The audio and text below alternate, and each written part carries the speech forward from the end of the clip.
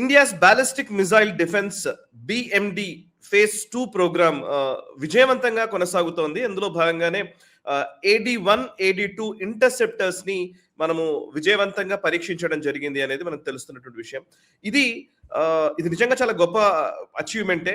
ICBM inter continental ballistic missiles China కలిగి ఉన్నటువంటి DF-26, D-27 ఆ ఇంటర్ కాంటినెంటల్ బ్యాలిస్టిక్ మిజైల్స్ ని ఇంటర్సెప్ట్ చేయగలిగే టెక్నాలజీని లేదా అట్లాంటి సామర్థ్యాన్ని మనము ఈ ఇంటర్సెప్టర్స్ ద్వారా మనము పొందగలిగాము ఈ పరీక్ష ద్వారా అని తెలుస్తోంది.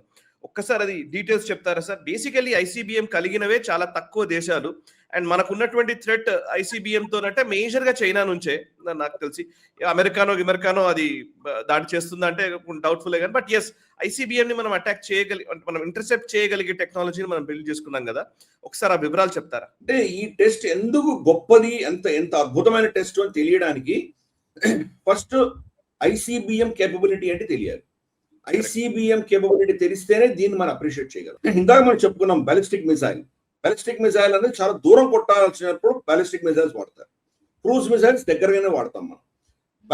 ఇంటర్ కాంటినెంటల్ బ్యాలిస్టిక్ మిసైల్, దాని పేరే ఇంటర్ కాంటినెంటల్ బ్యాలిస్టిక్ మిసైల్. అంటే రమారమి 8,000 కిలోమీటర్ల నుంచి 12,000-13,000 కిలోమీటర్ల దాకా కొట్టగలిగిన కెపాసిటీ ఉన్నది ఇంటర్ కాంటినెంటల్ బ్యాలిస్టిక్ మిసైల్. భారతదేశంలో టెక్నికల్ గా ఇంటర్ కాంటినెంటల్ బ్యాలిస్టిక్ మిసైల్ లేదు మన దగ్గర.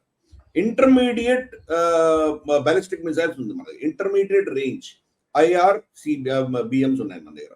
అంటే ఇంటర్మీడియట్ రేంజ్ 3,000 నుంచి 5,000 కిలోమీటర్ వరకు కొట్టగలిగినటువంటి మిసైల్స్ మాత్రమే ఉన్నాయి మన దగ్గర. కాబట్టి దాన్ని ఇంటర్ కాంటినెంటల్ బ్యాలిస్టిక్ మిసైల్స్ జాబితాలో వెయ్యం మనం. అగ్ని 5 అలాగే మనకు K4 కూడా సబ్మెరీన్స్ కొట్టేది కూడా 3,500 కిలోమీటర్లు. కానీ చైనా దగ్గర మనకు DF-26, D-27 లాంటివి ఇంటర్ కాంటినెంటల్ బ్యాలిస్టిక్ మిసైల్స్ ఉన్నాయి. So inter continental ballistic missile ఏమవుతుందంటే ఇంత దూరం కొట్టాల్సినప్పుడు ఏమవుతుందంటే అది ముందర మన అట్మాస్ఫియర్ దాటి దాన్ని ఫైర్ చేస్తారు. అంటే దానికి ఫస్ట్ కింద థ్రస్ట్ ఉంటుంది. థ్రస్ట్ ఇచ్చి దాన్ని ఫైర్ చేసిన తర్వాత దాని టేక్ ఆఫ్ అయిన తర్వాత ఆ స్ట్రాప్ ఆన్ మోటార్స్ పడిపోతాయి. తర్వాత బూస్టర్ రాకెట్ టేక్ ఓవర్ అవుతుంది. బూస్టర్ రాకెట్ దాన్ని తీసుకెళ్లి మన అట్మాస్ఫియర్ దాటి పైకి వెళుతుంది. పైకి వెళ్ళిన తర్వాత దాని స్టెబిలైజేషన్ పీరియడ్ ఉంటుంది. స్టెబిలైజేషన్ పీరియడ్ తర్వాత దాన్ని టార్గెట్ మీద దాన్ని వదులుతారు. అక్కడి నుంచి వస్తున్నప్పుడు దాన్ని టర్మినల్ ఫేజ్ అంటారు. టర్మినల్ ఫేజ్ లో Mach 10, Mach 20 స్పీడ్ లో వస్తుంది. ఎంత ఫాస్ట్ గా ఉంటుందో అంటే మనకు స్పీడ్ ఆఫ్ సౌండ్ కి 10 నుంచి 20 రెట్ల వేగంగా వస్తాయి. వాటిని ఇంటర్సెప్ట్ చేయడం అంటే చాలా కష్టం. అంటే ఎక్కడో 5,000 కిలోమీటర్ల దూరంలో వాళ్ళు ఫైర్ చేస్తే గనక దానిని మనం ట్రాక్ చేసి పర్ఫెక్ట్ గా దాని ట్రెజెక్టరీని మనం దాన్ని ఎక్కడ పడుతుంది, ఎలా పెడుతోంది ఇవన్నీ ట్రాక్ చేసి దాన్ని కొట్టగలిగిన టెక్నాలజీ అనేది చాలా చాలా చాలా నీష్ టెక్నాలజీ. దానిని ఈరోజు మనం అచీవ్ చేసాం. AD-1, AD-2. ఈ AD-1 టెస్ట్ లో ఏం చేశారంటే మామూలుగా ఏం చేస్తారు, ఇట్లాంటి టెస్ట్ చేసినప్పుడు డమ్మీలు పెడతారు. డమ్మీలు మనం గతంలో కూడా డిస్కస్ చేసాం. మన దేశంలో డమ్మీలు తయారవుతున్నాయని ఈ ఎపిసోడ్ కూడా ఒక డమ్మీ గురించి మాట్లాడదాం మనం. డమ్మీలు ఏం చేస్తారంటే అవి డికాయ్స్ లా వెళ్తుంటాయి. వాటికి అదే స్పీడ్ ఇస్తారు, ఆ థ్రస్ట్ వెళ్తుంది, ఇది వెళ్ళి కొడుతుంది. కానీ ఈ టెస్ట్ లో AD-1 టెస్ట్ లో ఏం చేశారంటే యాక్చువల్ మన దగ్గర ఉన్నటువంటి బ్యాలిస్టిక్ మిసైల్ ఫైర్ చేసాం. అంటే అగ్ని సిరీస్ ఫైర్ చేసాం. అగ్ని సిరీస్ ఫైర్ చేస్తే దాన్ని వెళ్ళి ఇది కొట్టొచ్చు.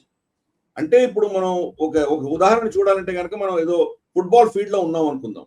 ఈ గోల్ నుంచి ఆ గోల్ కి అక్కడి నుంచి ఒకతను పిస్టల్ తో షూట్ చేస్తే ఇక్కడి నుంచి కూడా మనం పిస్టల్ తో షూట్ చేసి 2 బుల్లెట్స్ పర్ఫెక్ట్ గా మీట్ అవ్వాలి. ఎంత కష్టం అది. అన్ని వేల కిలోమీటర్ల దూరంలో వస్తున్నటువంటి చిన్న మన కంటికి చాలా చిన్న ఆబ్జెక్ట్ గా కనిపిస్తుంది.